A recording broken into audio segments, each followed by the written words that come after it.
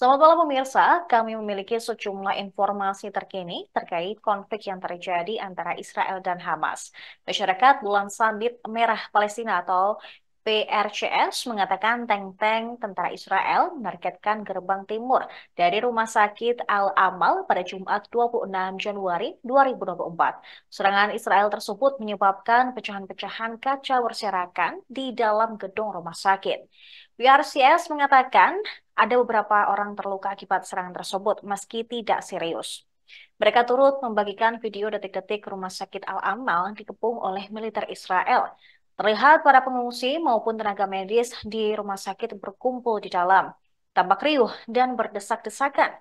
Terdengar pula suara tembakan beberapa kali yang diduga berasal dari militer Israel. Rumah sakit Al-Amal dan Nasser di Khan Yunis telah dikepung oleh pasukan Israel selama beberapa hari. Sementara itu, Rumah sakit Al-Amal diketahui dijalankan oleh PRCS. Perwakilan dari Kantor Komisaris Tinggi PBB untuk Hak Asasi Manusia atau OCHA di wilayah pendudukan Palestina, Ajit Songhai mengatakan bahwa situasi di jalur Gaza bagaikan bencana besar. Songhai mengatakan para pengungsi di Rafah tidak punya tempat tinggal dan malah hidup di jalanan. Mereka khawatir kekerasan hebat akan menyebar ke Rafah yang akan berdampak buruk pada lebih dari 1,3 juta orang di sana. Songhai juga menambahkan bahwa tidak ada akses ke Gaza Utara yang saat ini masih berada di bawah serangan dan pemboman Israel. Bahkan untuk memberikan bantuan kemanusiaan dasar pun tidak ada akses. Dia turut menambahkan bahwa serangan terus-menerus terhadap fasilitas medis dan PBB di Khan Yunis, serta terhadap sekolah dan kawasan pemukiman terus berlanjut.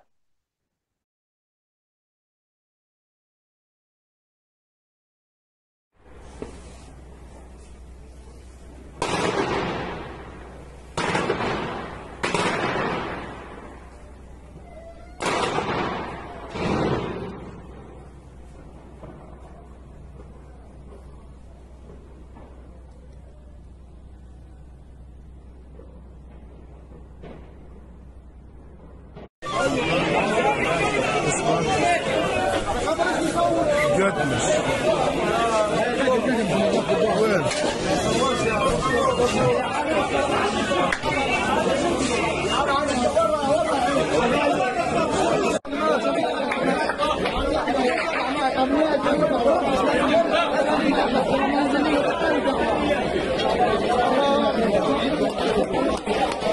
يلا معلمين جوا خلاص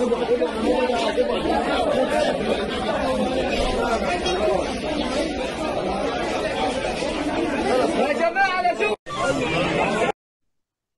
Pengadilan Dunia memerintahkan Israel pada hari Jumat 26 Januari 2024 untuk mencegah tindakan genosida terhadap warga Palestina dan berbuat lebih banyak untuk membantu warga sipil. ICJ memutuskan mendukung permintaan Afrika Selatan untuk menerapkan tindakan darurat terhadap Israel atas operasi militernya di jalur Gaza. Namun ICJ tidak memerintahkan gencatan senjata seperti yang diminta oleh Afrika Selatan. Asal membawa kasus ini ke Mahkamah Internasional pada awal bulan Januari. Mereka meminta untuk memberikan tindakan darurat untuk menghentikan pertempuran yang telah menewaskan lebih dari 26.000 warga Palestina. Afrika Selatan menuduh Israel melakukan genosida yang dipimpin oleh negara dalam serangannya yang dimulai setelah militan Hamas menyerbu Israel dan menewaskan ribuan orang serta menculik lebih dari 240. Israel juga berusaha agar kasus tersebut dibatalkan. Namun, dalam putusan pada hari Jumat ini, para hakim mengatakan Israel harus mengambil semua tindakan sesuai kewenangannya untuk mencegah pasukannya melakukan genosida, menghukum, dan harus mengambil langkah-langkah untuk memperbaiki situasi kemanusiaan. Meskipun Mahkamah Internasional tidak memerintahkan gencatan senjata, mereka mengatakan bahwa tidak akan mengesampingkan kasus genosida.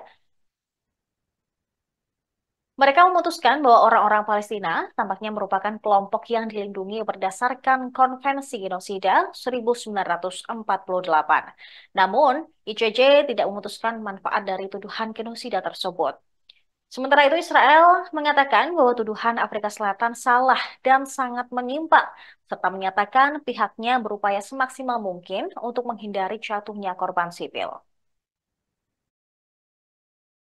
Article 9 or any other provision of the Convention. The Court then recalls that Article 9 of the Genocide Convention makes its jurisdiction conditional on the existence of a dispute relating to the interpretation, application, or fulfillment of the Convention. A dispute is a disagreement on a point of law or fact, a conflict of legal views or of interests between parties.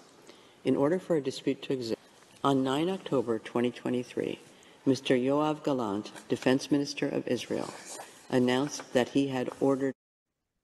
Pemirsa, Presiden Jokowi mengutuk keras adanya serangan Israel terhadap kamp pengungsi di Khan Yunis di jalur Gaza pada Jumat 26 Januari 2024.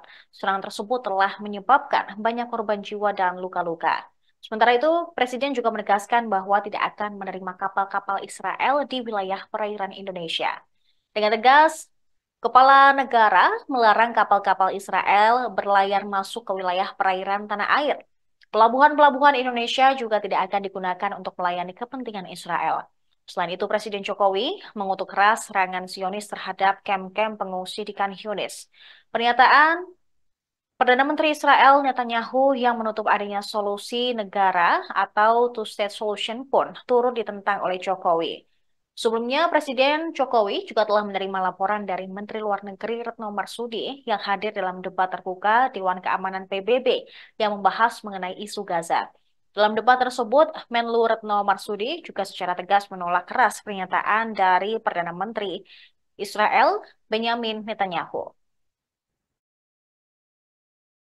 Saya kan sempat menyatakan secara terbuka bahwa menutup adanya ruang untuk dua negara, artinya mereka memang tidak menghendaki adanya negara Palestina. Bagaimana Pak tanggapan Indonesia atau Bapak Presiden sendiri terhadap hal tersebut? Iya, saya baru saja mendapatkan laporan dari Menteri Luar Negeri kita, Bu Retno, yang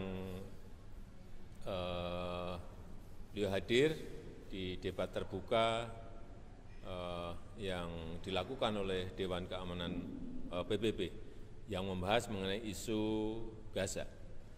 Sebelum berangkat ke New York, saya telah menyampaikan ke Menlu untuk terus membawa suara tegas Indonesia dalam mendukung perjuangan bangsa Palestina.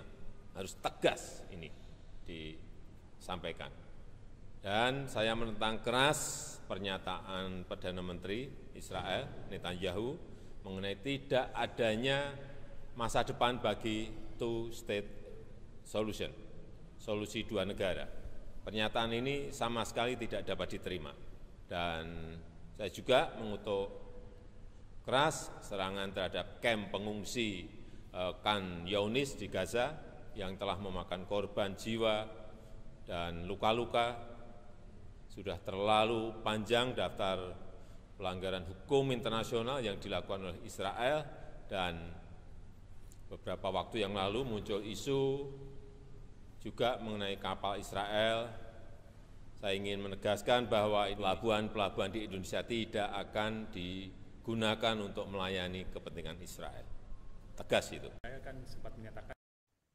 Informasi tadi sekaligus menutup perjumpaan kita pada malam hari ini. Saya Saradita, beserta kru yang bertugas, pamit undur diri. Terima kasih atas perhatian Anda dan sampai jumpa. Download Tribun X sekarang, menghadirkan lokal menjadi Indonesia.